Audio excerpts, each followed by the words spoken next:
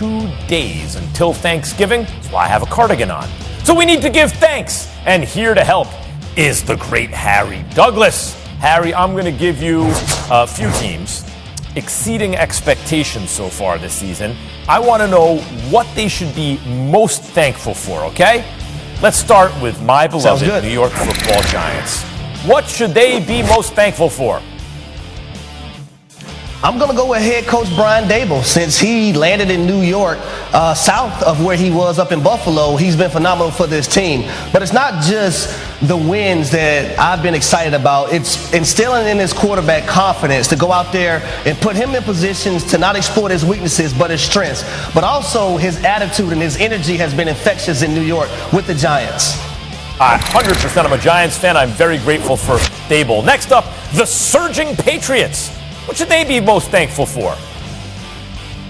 That defense that is ranked 4th in the National Football League at the moment. I think I've been more impressed with their pass defense, though. I thought that was a deficiency coming into the season because they lost J.C. Jackson, a number 1 corner, to go and shut down people. You look at Matthew Judon right now, he's leading the league in sacks. They're a good team when sacking the quarterback, so I'm going to go with that defense, holding opponents to 16.9 points per game, Max. Finally, the AFC East leading Dolphins, Harry. What should they be most thankful for? I mean, I have 3 things here. Head coach Mike McDaniel, I'm going with Tua Tagovailoa, and I'm going with Tyreek Hill. Since those 3 guys, well, I'll say since 2 guys arrived, and Tyreek Hill and Mike McDaniel, that has given Tua Tagovailoa all the confidence that he's needed. We look at this offense, when he starts and when he finishes a game, they are undefeated right now. So that's why I have all 3 of those guys for the Miami Dolphins. All right, guys, it is time to put 5 on it, all right? These are my 5...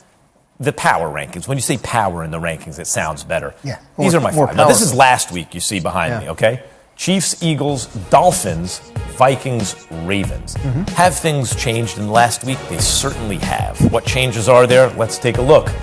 At the top, no change because the Chiefs still win, right? The Eagles also still there. They had the one hiccup. They came back with a good win, even though it was a close game. But they did what they had to do down the stretch.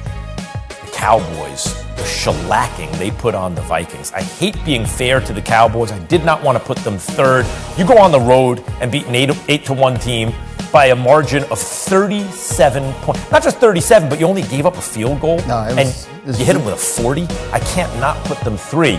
But give me another week of that Niners. One more week, the Niners look like that. They're going to knock the Cowboys out because I hate the Cowboys. And then finally, the Dolphins. Look, this whole season, all they've done is light up scoreboards, right?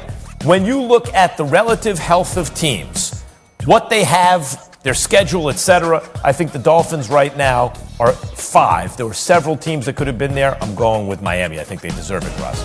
Yeah, a bye week is the worst thing for a team on your list, right? The Dolphins go down from 3 to 5. Didn't even play. They did literally nothing wrong, they lose 2 spots. Well, except that, look, how can I ignore with the Cowboys and the Niners? I understand, but what were the Dolphins supposed to do? They weren't playing. No, they can't do anything. Anyway, it's not, life's not fair. I understand. I've heard all about the 6-4 49ers and how great they are and everything. All I'm saying is, and I recognize that this team has sort of played its way off this list and lost to the number 5 team. The Buffalo Bills would look at this list and go, keep sleeping. Yeah, I'm not sleeping. They got to prove it. Well, they're 7-3. The Niners are 6-4. Yes, but it's the recency bias on this list. I willfully admit that. Bills beat that team in Kansas City. A million years ago, dude. A million years, a month ago. A million years ago. There's a heavy recency bias here. Let's bring in Harry and Coach. Theater out here. Enough for you. Coach, you have a problem with me too. What is it? How can a team get into top 5 when it had a bye? They didn't even play. Well, it fell. They were already 3. They were 3, so they fell to 5. A bye is held against you in this exercise. Well, it's not held against them, but they couldn't provide more evidence. The other teams could. So they fell, but then they had a bye, and they stayed in the top 5. Yeah. Well, they fell from 3 to 5 as a result of the fact that while they weren't playing, the Cowboys were putting a 37-point beatdown on a one-loss team on the road, and the Niners look like they mean business. Yeah, and the Buffalo Bills practiced one day last week, right? The fans had to get them out of the snow, and then they went and played in Detroit and played pretty good. If if you ask me who's a bigger threat in the playoffs, the Bills or the Dolphins, I'm going to guess the Bills by the time that rolls around. But right now, the Dolphins have beaten them recently. And they've been better than the Bills recently, Harry. Harry, what do you got? Dolphins' victory over the Bills is far less recent than surprisingly, the Bills' victory I have the 49ers at 3, I have the Dolphins at 4, and I have the Cowboys at 5. I can't ignore them getting beat by the Green Bay Packers a week before. I can't ignore that. I hate that. I wanted to ignore it, but I say that the premise of this list, there's a heavy recency bias because we're trying to figure out where they are at any moment in time, right? Hey, you know what? You know what's funny with these lists? This is not college football. This is pro football. Okay. Every week you play, the opponent has good players. Yeah. You can lose. That's why they have a draft. That's why this league is set up the way it's set up. To make it competitive, right? To make it competitive, guys. That's the National Football League. With due respect, I know you've coached many teams for many, many years, but I have simulated literally dozens of games on Madden. So, Coach, I think I have to know what I'm talking about. Let's talk some hoops. After their loss to the Titans last week, Green Bay has now lost 6 of their last 7 games and are 4-7 on the season. That's third place in the NFC North as of right now. Here is the 4-time MVP, Aaron Rodgers. Moments ago, I guess he and Pat McAfee must have buried the hatchet because he made his debut on the Pat McAfee show. Look at that. You know, my thumb is what it is. You know, it's been an issue since the Giants, but not an issue that I'm going to rely on for an excuse or need. I mean, after the Cowboys game, I put basically every ball exactly where I wanted to, and there wasn't any questions about how my thumb was. I missed 2 throws. I probably hit 99 out of 100, and people are wondering what's going on. Nothing's changed week to week. It wasn't like it got better one week and then got worse the other week. All right. It's great to see those crazy kids getting along. Yeah. I was wondering when they would they would get together and Rodgers would finally appear on the Pat McAfee show.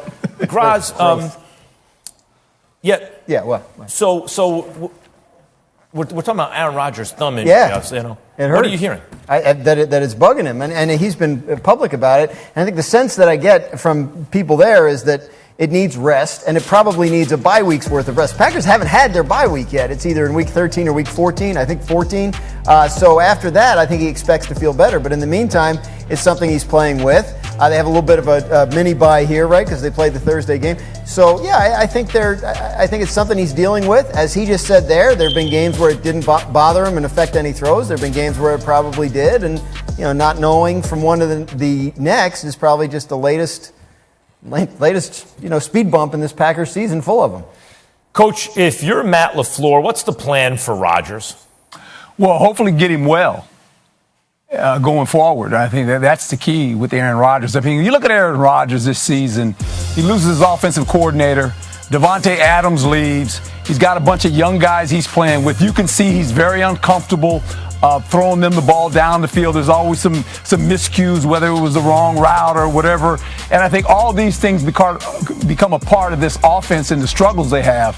At one point, you thought maybe they could still get in the playoffs.